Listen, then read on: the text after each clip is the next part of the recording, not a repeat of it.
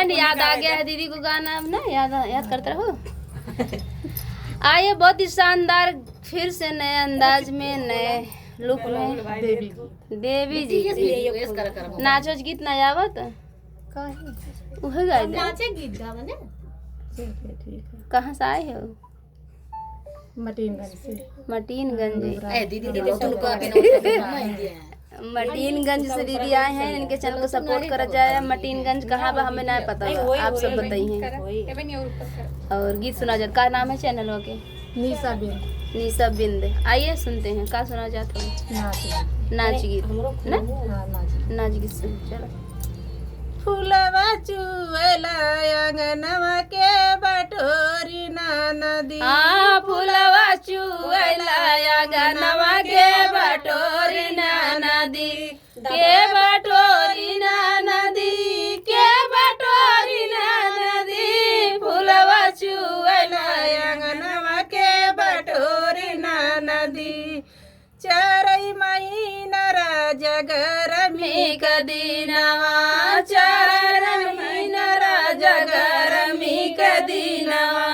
के डोला नदी के डोला नदी बिना राजा कई बनियावा के डोलाई ना नदी। बिना राजा के बेनियावा के डोलावई ना नदी। बिना राजा के बेनियावा के डोलावई ना नदी। फूलवा चुएला अंगनवा के बटोरई ना नदी। फूलवा चुएला अंगनवा के बटोरई ना नदी।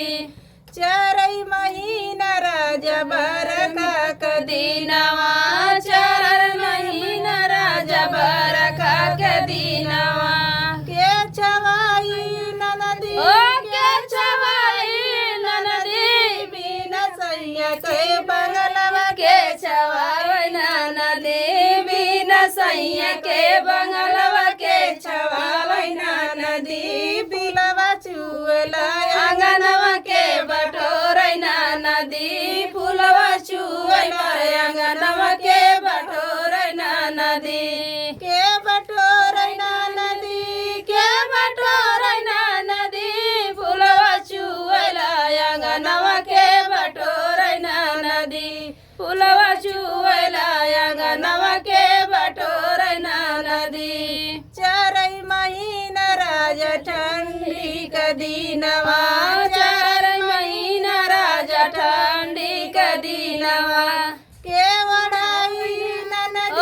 के वड़ाई नदी बिना राजा के रजैया के ओढ़ाई नदी। हाँ बिना राजा के रजैया के ओढ़ावई ना नदी। बिना राजा के रजैया के ओढ़ावई ना नदी। फूलवा चुएला अंगनवा के बटोरई ना नदी। फूलवा चुएला अंगनवा के बटोरई ना नदी।